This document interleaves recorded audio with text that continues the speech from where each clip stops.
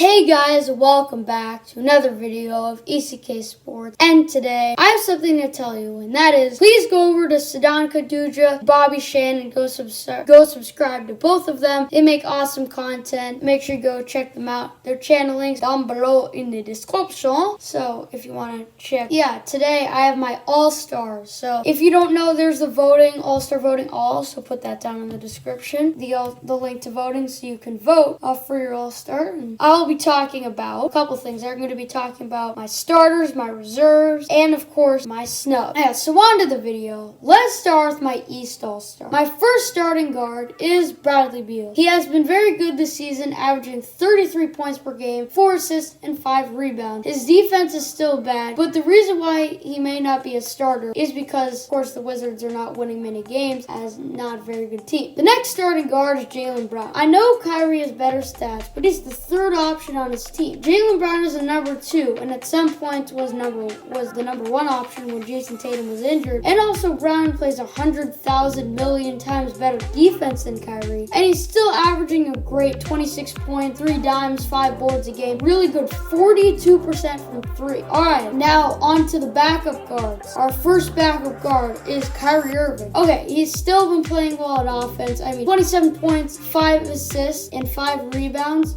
Still pretty good. And 43% from 3. He's been playing pretty well this year, and he's still the third option on his team. The next one is his teammate James Harden. The reason why Harden isn't his starter is because he started the season off in the West, and the way he left Houston definitely hurts him. He is averaging 24 points, a league-leading 11 assists, 7 rebounds, and a very good season from the new net. Now we go to our front court start, forwards and centers, and we get to pick 3 of them for the starters. The first one is Kevin Durant. He is currently my MVP right now, and has been great, and the Nets are the 3 seed in the East. KD has 29 points per game, 7 rebounds per game, and 5 assists per game, and is shooting an amazing 45% from 3. KD has been having to guard the other team's best player too, since of course nobody else is there to do that. Our next one is Joel Embiid. Joel's been very good this year, and one of the top MVP candidates. He is now the undoubted best player on the Sixers now that Ben Simmons has been struggling, and the Sixers are the 1 seed in the East. He's been very good on defense, and is still averaging 29 points per game, 10 rebounds, 3 assists, and nearly 40% from 3. And that's great for a center like Joel. The last one is Giannis. Not much to say here other than plays awesome defense. He's the best player on the team. He's the best player on a team that is the 2 seed in the East. 27 points, 11 rebounds, 5 assists. That should just speak for itself. Alright, now we go to our front court reserves. And my first one is Jason Tatum. Tatum is the best player on a team that's winning games, the 4th seed in the conference. Even though he had some injuries earlier in the year, he has come back playing just as well, if not better. 27 points per game, 7 rebounds, 4 assists, and still shooting the ball well, 42% from 3. All of this is just great along with his lockdown defense. My next one is Domantas Sabonis. I know he does not have the big numbers, but he is the best player on a 5 seed in the East and plays decent defense. Sabonis still has 21 points per game, 11 rebounds per game, and 5.5 assists per game. And if you've been watching my channel for a bit, you know I love Sabonis as a player. My last front court player for the East is Julius Randle. Now before you dislike the video, let me tell you, look, I'm not a Knicks fan, I'm a Rockets fan. Julius Randle is the best player on the 8th seed, and the Knicks were expected to be a 12 to 15 seed. He has also been averaging 22 points, 11 rebounds, and 6 assists on 40% from 3. Awesome numbers. Look, he's probably not going to make the All-Star game, but he definitely should. The reason why I picked him over a guy like Jerami Grant or Nikola Vucevic is because they're the best players on bad teams. Julius Randle is the best player on a decent team. Alright, last but not least, we have my Eastern Conference wild cards. My first wild card is Trae Young. He has been really good this year. I know he has been bad in some stretch of games, but still, 26 points, 4 rebounds, 9 assists, and 42% from 3 should get him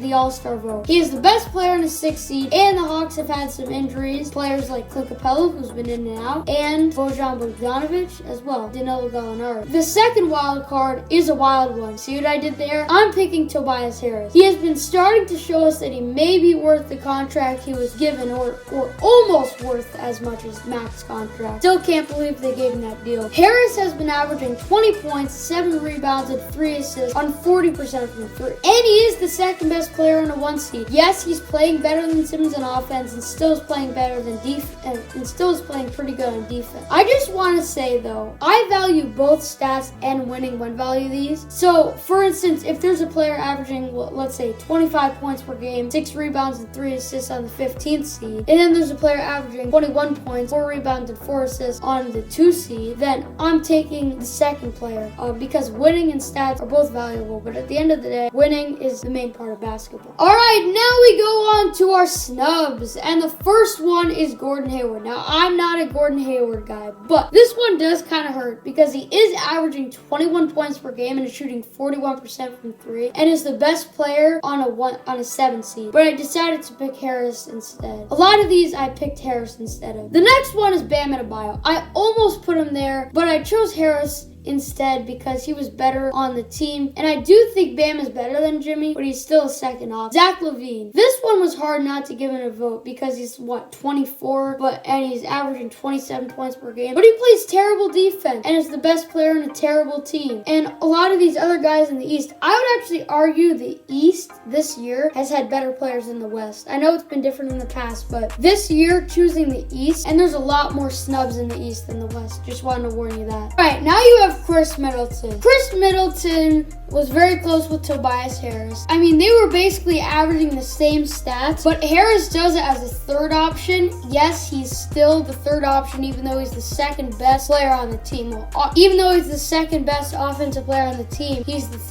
still the third option on offense. And Middleton does it as the second option, and Harris's team is slightly better. Colin Sexton. This one's kind of interesting because I probably would have picked him a week ago, but they were the 7th seed back then. Sexton is averaging 23 points, but the defense is really bad, and he really doesn't do anything else other than scoring. Malcolm Brogdon. I wanted to pick him. I mean, 21 points, 6 assists, 4 rebounds, 38% from behind the arc. I mean, on the 5 seed as the number 2 option, nice. But the reason he didn't make it was because just simply the other players have played slightly better, and I almost put him in as a wild card. Like with a lot of these, there's like a reason for it, but with this, other players have just been playing a little bit better than him. Joe, you don't have much talent. Okay, listen, Sabonis. Okay, all right, maybe you leave out Sabonis here, but let's look at these supporting cast. Julius Randle supporting cast. Mitchell Robinson, not a scorer. RJ Barrett, pretty solid but pretty inconsistent. I mean, I guess Derrick Rose now, but hasn't really played with him at all. Elfrid Payton, Frank Ntilikina, Kevin Knox hasn't been good at all. Alec Burks maybe, Austin Rivers. Compare that to Killian Hayes, Blake Griffin, Mason Plumlee, I don't know, all the 100 centers they got, Derrick Rose. I think the Pistons got a better supporting cast. So that's what I'm basically trying to say there. And now we go on to the West. The West starting guards. There are 4 guys really competing, but really 3 that are competing for the 2 starting guards. The first starter is Damian Lillard. He's having an amazing season, still being great. As we know, great from the logo, and that's what he's famous for. His stats are great. 29 points per game, 7 assists, 4.5 rebounds, and a decent 38% from 3. And the Trailblazers are playing really well, so definitely a starter. The next starting guard is Luka Doncic. He is very similar to LeBron James, and maybe the next LeBron James. 28 points, 8 rebounds, 9 assists, but still hasn't been a good shooter. 31% from 3. Just isn't that good. His defense has improved. He's just proving that he might be the next LeBron James, as he's very versatile, similar to LeBron. My first backup guard is Donovan Mitchell. I mean, 23 points, 4 rebounds and assists, and 41% from 3. Cool. And is the best player on the 1 seed in the West? Amazing. People will say he's a guard and is the number 1 option on his team. Why doesn't he have more assists? That's because Mike Conley is their primary ball. The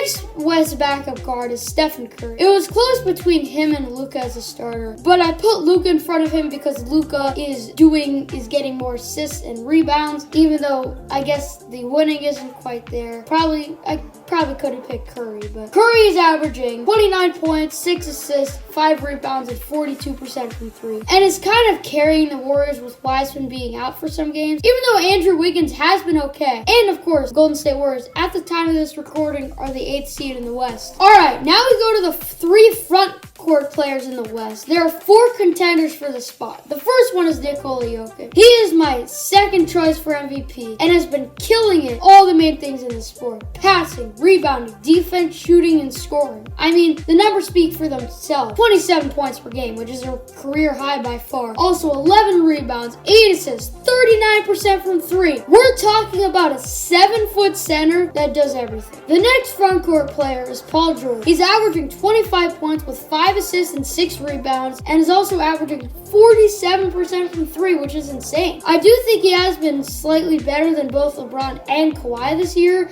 And George has been playing great defense, and his team is the 1 seed. So he's winning games for his team. And his team is the 2 or 3 seed, depending. They could be the 2 seed when you're watching this. They could be the 3 seed. I believe he's the 3 seed at the time of this record. So he's winning games for his team, which is important. Winning is the main thing and is very important in basketball. My last starting front court player is LeBron James. His defense is still not great, even though he's good at the chase down block. But outside of that, not great defense. I will say though, 41% from 3 for LeBron James, that's great. Personally, I do think that the 41% from 3 will dip off a little bit, but 25 points with 7 rebounds, 7 assists. And the Lakers are the 2 seed out west. They could be the 3 seed when you're seeing this. Could even be the 1 seed. But all you have to know is LeBron is shooting 41% from 3 and is playing very well. My first backup front court player, who could have easily been a starter, is Kawhi Leonard. I almost put him as a starter, but then I did realize that James, George, and Jokic